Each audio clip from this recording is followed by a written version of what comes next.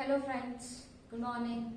Today we are discuss about Newton's forward interpolation formula. In previous lecture we discussed about interpolation, forward difference table and backward difference table. तो आज हम ये देखते हैं कि Newton's forward interpolation क्या है. Let the function y is equal to f of x take the values y0, y1, y2 up to corresponding to the values x0, x1, x2 of x. Suppose it is required to evaluate f of x for x is equal to x0 plus rh, where r is any real number f of x. अब इसका formula क्या है? Newton's forward interpolation. तो f of x is equal to y0, मतलब कि वहां पर मैंने स्पेसिफाई किया था कि इक्वली स्पेस्ड वैल्यू होगी, मतलब कि y is equal to f of x जो दिया है, तो वहां पर आपको x और y is equal to f of x दिया जाएगा. ये वैल्यूज अगर आपके पास होगी तो उसमें से टेबल जो है उसमें से सिर्फ फॉर्मूला में वैल्यूज पुट करनी है, पर उससे पहले आपको फाइंड करना है forward difference table and backward difference table. तो यहाँ पर पहले तो स्पेसिफाई किया होना चाहिए कि कौन सा फॉर्मूला यहाँ पर यूज हो रहा है. तो यहाँ पर हम अप्लाई कर रहे हैं न्यूटन फॉरवर्ड. तो न्यूटन फॉरवर्ड क्या है? फर्स्ट वैल्यू जो है y0 जो क्वेश्चन में दी होगी plus r into del y0. Del y0 मतलब फॉरवर्ड डिफरेंस टेबल में आता है जो हम फाइंड करते थे कि x दिया जाए, y दिया जाए, del y, del square y, del cube y, ये हम कहाँ पर फाइंड करते थे? फॉरवर्ड डिफरेंस टेबल में. तो into del y0 plus r into r minus 1/2 factorial del square y0 plus r into r minus 1 into r minus 2 divide by 3 factorial del cube y0 plus up to. मतलब ये आप कहाँ तक find करना है? जो आपको टेबल में वैल्यूज दी गई है वहां तक हमें फाइंड करना है. ये भी हमने देखा था कि n+1 नंबर अगर आपके पास होगा तो आपको जो ये वैल्यूज मिलेगी वो कितनी मिलेगी? n. सपोज कि हमारे 5+1 मतलब कि 6 नंबर्स है, जो इंटरवल दिए वो अगर 6 दिए है तो हमें आंसर क्या मिलेगा? 5 नंबर्स तक हमें यहाँ पर फाइंड करता रहेगा. ये तो अप टू इन्फिनिटी रहेगा. ये क्वेश्चन पे डिपेंड है कि आपको कहाँ तक फाइंड करना है. Where r is equal to x minus x0 divide by h. अब ये क्या है? r is equal to x minus x0 divide by h. तो यहाँ पर x क्या होगा? चलो x0 तो हमें पता है कि y0 है, वैसे ही हमारा x0 और y0 मिल जाएगा. पर x क्या है? मतलब कि वहां पर मैंने स्पेसिफाई किया था कि इंटरपोलेशन क्यों यूज करते हैं हम लोग. इंटरपोलेशन इसीलिए यूज होता है कि आपके पास कोई डेटा दिया गया है, ये जैसे आप एग्जाम्पल में देख सकते हो कि 0.5, 0.6, 0.7, 0.8 इसका डेटा दिया गया है. अब इसमें से बीच में से कोई मुझे वैल्यू फाइंड करनी है, आगे या पीछे से कोई भी डिजिट के लिए मुझे फंक्शन फाइंड करना है, तो उसके लिए इंटरपोलेशन यूज होता है.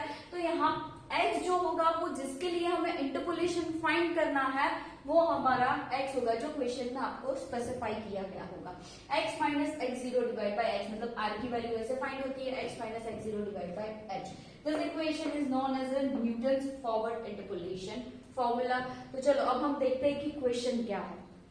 Compute cos h 0.56. वैसे कैल्सी में आप डायरेक्टली भी फाइंड करोगे, पर h हाइपरबोलिक फंक्शन अगर साइंटिफिक कैल्सी में दिया है तो वो वैल्यूज आप डायरेक्टली फाइंड कर सकते हो, पर न्यूमेरिकल मेथड से कैसे फाइंड करना है वो अभी यहाँ पर चेक करना है यूजिंग न्यूटन फॉरवर्ड. यहाँ पर स्पेसिफाई किया है कि आपको फॉरवर्ड इंटरपोलेशन अप्लाई करना है.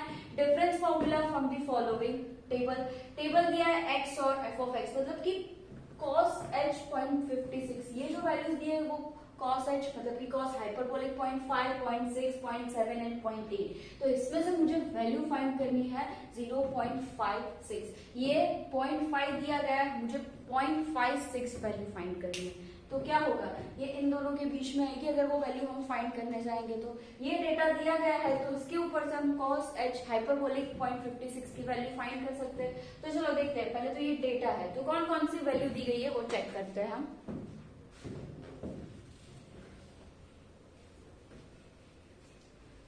क्या दिया गया है? x क्या है हमारा यहाँ पर?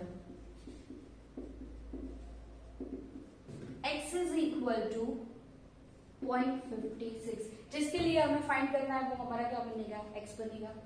Then comma 0.56 x0. First value आपकी क्या है?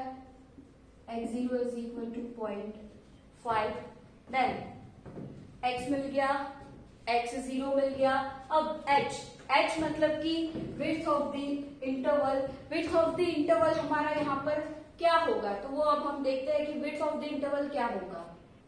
तो h मतलब विड्थ ऑफ द इंटरवल, तो विड्थ ऑफ द इंटरवल कितना है, डिफरेंस 0.1 का, तो h इज इक्वल टू 0.1, ये हमें यहाँ पर विड्थ ऑफ द इंटरवल मिल गया। अब r फाइंड करना है, r is equal to x minus x0 divide by h।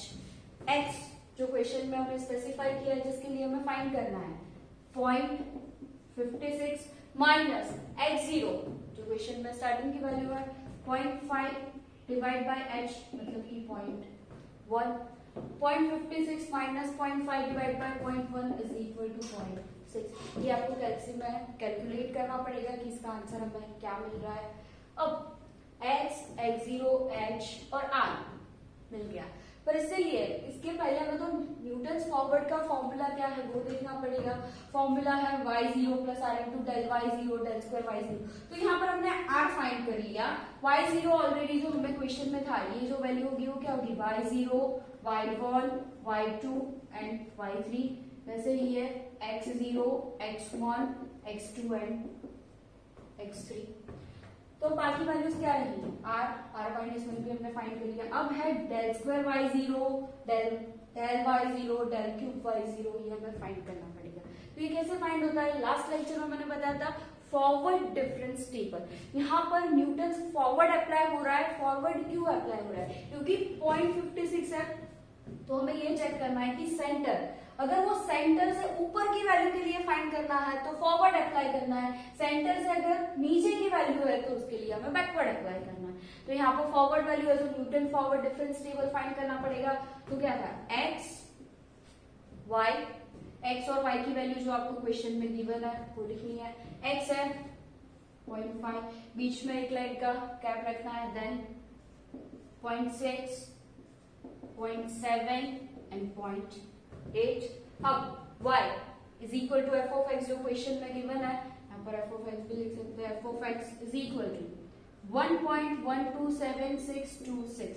अब यहाँ पर डिजिट क्वेश्चन में जितने दिए है ना वो लिखने ही पड़ेंगे। यहाँ पर हम 5 डिजिट या 4 डेसिमल तक कंसीडर करके क्वेश्चन को सॉल्व नहीं कर सकते, क्योंकि क्वेश्चन में डेटा ही गिवन है, इसलिए यहाँ पर जितने भी डिजिट दिए हैं वो कंपलसरी लिखने पड़ेंगे और उसका माइनस करके जो वैल्यूज आ रही है वही लिखनी पड़ेगी। Then second 1.185465, then 1.255169 and 1.337435। इतना डेटा तो हमें क्वेश्चन में गिवन था। अब हमें फर्स्ट क्या फाइंड करना है, del f of x. Number of interval कितने, 1 2 3 4 है, मतलब कि हमें कहाँ तक मिलेगा, 3 तक मिलेगा, मतलब कि हमें डेल क्यूब 3 तक फाइंड करना पड़ेगा। तो ये हमें यहाँ पर आंसर मिलेगा del f of x. Del f of x मतलब क्या करना है, y0 y1 ये स्पेसिफाई कर दो यहाँ पर जिससे आपको प्रॉब्लम ना हो, x0 x1 x2 and x3। तो फर्स्ट वैल्यू जो फाइंड करते हैं डेल y0 वो क्या होती है, y1 माइनस y0, तो 1.185465 माइनस 1.127626। अगर इसमें से y1 माइनस y0 करोगे तो क्या मिलेगा, 0.0578839। ये आप कैलसी में चेक करते रहना, इसमें से y1 माइनस y0 फाइंड करोगे तो डेल y0 मिलेगा। वैसे ही second difference del y1, first value है तो फर्स्ट कंसीडर करनी है, फिर y0 y1 y2।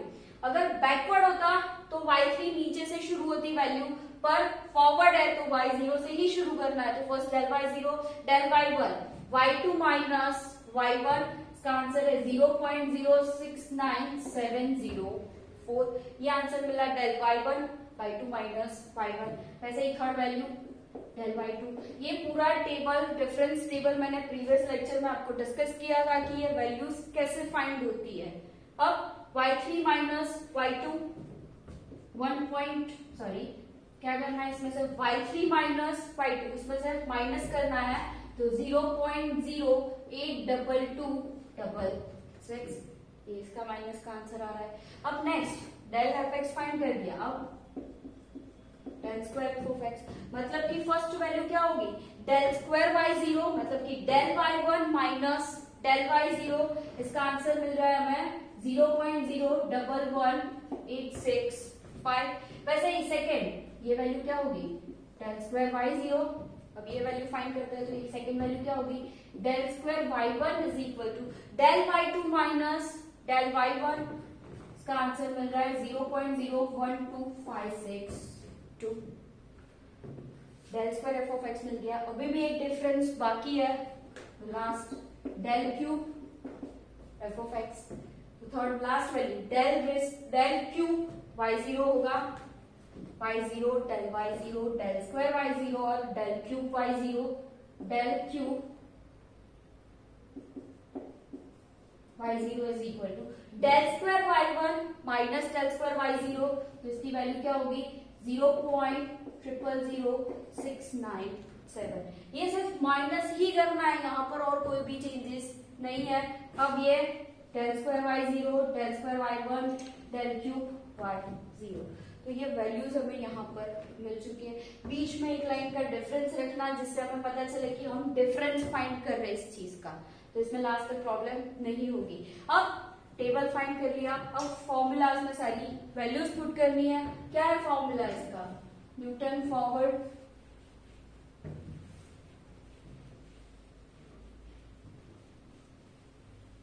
फॉर्मूला ये f of x is equal to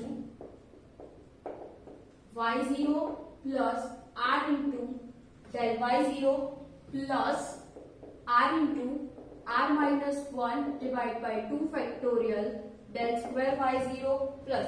अब ये कहाँ तक लिखना है, तो ये लास्ट में टेबल में देखना है कि कहाँ तक जा रहा है, डेल क्यूब तक। अगर डेल रेज़ टू 4 लिखे तो उसका आंसर वैसे भी हमें 0 मिलने वाला है, तो आगे लिखने की जरूरत नहीं है। तो ये हम कहाँ तक स्टॉप कर देंगे, डेल क्यूब तक। Then next r into r minus one r minus two divide by 3 factorial del cube y zero. Formula याद रखने में बहुत ही इजी है, first y zero then r into del y zero. अब क्या करना है, आर तो एज इट इज रहेगा into r minus one by 2 factorial del square y zero हो जाएगा, plus r into r minus one r minus to, यहाँ पर आर माइनस वन टू था, एक हमने ऐड किया r minus two by 3 factorial del cube y zero. जितनी power होगी यहाँ पर उतने फैक्टर्स होंगे। तो फॉर्मूला याद रखने के लिए बहुत ही इजी है, कहाँ तक लिखना है वो आपने जो table forward difference table find किया है वहां से आपको पता चल जाएगा। अब वैल्यूज पुट करो, वाई जीरो, तो वाई जीरो क्या होगा 1.127626 प्लस आर हमने यहाँ पर फाइंड किया था 0.6 इंटू डेल वाई जीरो, मतलब कि फर्स्ट वैल्यू जो हमने फाइंड की थी 0.0573839 plus r into r minus one, r है हमारा 0.6 into 0.6 minus one divide by 2 factorial into del square y zero, ये हमारा del square y zero 0.011865 plus r into r minus one r minus two divide by 3 factorial, मतलब कि 0.6 minus one 0.6 minus two divide by 3 factorial into del cube y zero 0.0000697 0.0000697 सारी values हमने यहाँ पर put कर दी है। अब इसका स्टेप बाय स्टेप कैलकुलेशन करना है। एक साथ करोगे कैलसी में तो भी हो जाएगा, पर उसके लिए आपको ब्रैकेट ध्यान रखना पड़ेगा, और ऐसे नहीं होता तो आप स्टेप बाय स्टेप भी सॉल्व कर सकते हो। हम स्टेप बाय स्टेप देखते हैं। फर्स्ट एज इट इज रहेगा 0.6 इंटू 0.057839, तो इसका आंसर मिल रहा है 0.030703। ये जो हमने फाइंड किया इन दोनों का, इसका आंसर है 0.030703। ओके, यहाँ पर सॉरी 3 4 आ रहा है, 0.034703 इन दोनों का मल्टीप्लीकेशन। अब 0.6 into 0.6 minus one divide by 2 factorial 0.3, यहाँ पर क्या होगा माइनस साइन आ जाएगी यहाँ पर, क्योंकि 0.6 माइनस वन वैल्यू कर रहे हैं तो माइनस साइन आ जाएगी, उसकी वजह से आगे साइन माइनस। इसका कैलकुलेशन है 0.001424, ये इसका मल्टीप्लीकेशन जो किया। देन प्लस 0.6, 0.6 माइनस 1.6, यहाँ पर दोनों जगह पर माइनस आएगा, उसकी वजह से माइनस माइनस क्या हो जाएगा, प्लस हो जाएगा, डायरेक्ट प्लस साइन लिख सकते हैं। और उसका कैलकुलेशन का आंसर जो हमें मिल रहा है 0.00039। कैलकुलेशन बहुत ही इजी है। कैलसी में सिर्फ क्या करना है, 0.6 minus 1, 0.6 minus 2 divide by 3 factorial. 3 factorial मतलब 6 लिख सकते हैं। 3 factorial is equal to 1 multiply 2 multiply 3 मतलब कि 6 हो जाएगा, और मल्टीप्लाई 0.0000697। मैं यहाँ पर डायरेक्ट आंसर लिख रही हूँ, और आप कैलसी में एक ही स्टेप में आंसर सॉल्व कर सकते हो, अलग अलग चेक करने की जरूरत नहीं है। अब इन सबका टोटल कर दो, इन दोनों के बीच में प्लस माइनस और प्लस, तो इसका आंसर हमें मिला है 1.160944। ये जो हमें मिला F of x Newton forward interpolation formula किसके लिए, कॉस हाइपोबोलिक 0.56 के लिए हमें आंसर मिल रहा है 1.160944। तो ये भी देख सकते हो कि ये इन दोनों के बीच में ही हमें आंसर यहाँ पर मिल रहा है। मतलब जो भी वैल्यूज हमने फाइंड की है वो 0.5 और 0.6 के बीच क्या हमें इंटरपोलेशन जो हमने फाइंड किया उन दोनों के बीच की एवरेज जो मिल रही है वो यहाँ पर हमने फाइंड की। ये था न्यूटन फॉरवर्ड इंटरपोलेशन फॉर्मूला। अब हम इसका सेकंड एग्जांपल देखते हैं। तो चलो देखते हैं second example. Find a polynomial of degree 2 which takes the following values. तो यहाँ पर पहले तो फाइंड अ पॉलिनोमियल, मतलब कि यहाँ पर आंसर जो मिलेगा वो किसके फॉर्म में मिलेगा, पॉलिनोमियल फॉर्म में मिलेगा, ऑफ डिग्री 2 मतलब कि डिग्री स्क्वायर पावर जो होगी उसकी कहां तक होगी, स्क्वायर तक होगी, which takes the following values. तो ये वैल्यूज दी गई है, पर यहाँ पर स्पेसिफाई नहीं किया है कि हमें किसके लिए फाइंड करना है। मतलब कि हमारा जो x है, r में जो हम फाइंड करते हैं x minus x0 divide by h, उसमें हमें x कंसीडर मतलब कुछ भी दिया नहीं है, तो हम क्या करेंगे, x को एज इट इज रखेंगे और क्वेश्चन सॉल्व करेंगे। तो मे बी हमें यहाँ पर पॉलिनोमियल मिल सकता है। तो यहाँ पर क्या क्या वैल्यूज दी है, x एज इट इज हमारा x रहेगा, x0 मतलब कि फर्स्ट वैल्यू जो होगी वो x0 होगी, x0, x1, x2, x3, x4, x5, x6 and x7। तो अब फर्स्ट वैल्यू जो है वो x0 मतलब कि हमारा 0 हुआ, h इज इक्वल टू मतलब कि विड्थ ऑफ द इंटरवल, तो इंटरवल का डिफरेंस कितना है, 1 का डिफरेंस है, तो h इज इक्वल टू 1। तो हमें क्या फाइंड करना है, r is equal to x minus x0 divide by h। तो x एज इट इज रहेगा, माइनस x0 की वैल्यू 0 डिवाइड बाय 1, तो हमारा आंसर क्या होगा x। मतलब कि यहाँ पर r हमें क्या मिल रहा है, x मिल रहा है, तो r को एज इट इज x ही रहने देना है। अब डिफरेंस टेबल फाइंड करना है। यहाँ पर स्पेसिफाई भी नहीं किया है फॉरवर्ड डिफरेंस अप्लाई करना है कि बैकवर्ड अप्लाई करना है कुछ भी, तो यहाँ पर हम फॉरवर्ड भी अप्लाई कर सकते हैं और बैकवर्ड भी अप्लाई कर सकते हैं। हम यहाँ पर फॉरवर्ड से चल रहे एग्जांपल इसलिए फॉरवर्ड अप्लाई करते हैं, अदरवाइज इसमें बैकवर्ड भी अप्लाई हो सकता है। तो फर्स्ट x y, तो x क्या दिया है हमें, 0 1 2 3 4 5 6 एंड 7। y जो क्वेश्चन में गिवन है 1 2 4 7 11 then 16 22 and last 29। अब वैल्यूज क्या फाइंड करनी है y, तो फर्स्ट वैल्यू क्या होगी, डेल y मतलब कि फर्स्ट वैल्यू होगी del y0 is equal to y0 y1 y2। ये हर बार लिखने की जरूरत नहीं है आपको, भी सेकेंड एग्जांपल से समझ में आ जाना चाहिए कि हमें y1 माइनस y0 करना है, y2 माइनस y1 करना है। ये फर्स्ट एग्जांपल में सिर्फ आपको लिखने की जरूरत है जिससे आपको इजीली क्वेश्चन समझ में आए। y2 minus y1, 2 minus 1 1, y2 minus y4 y1 y2, y3 minus y2 मतलब कि 3, 7 minus 4 3, 11 minus 7 4, 16 minus 11 5, 22 minus 16 6, 29 minus 22 7। इसका डिफरेंस हमें मिल गया, del y0 del y1 del y2 del y3 del y4 del y5 del y6।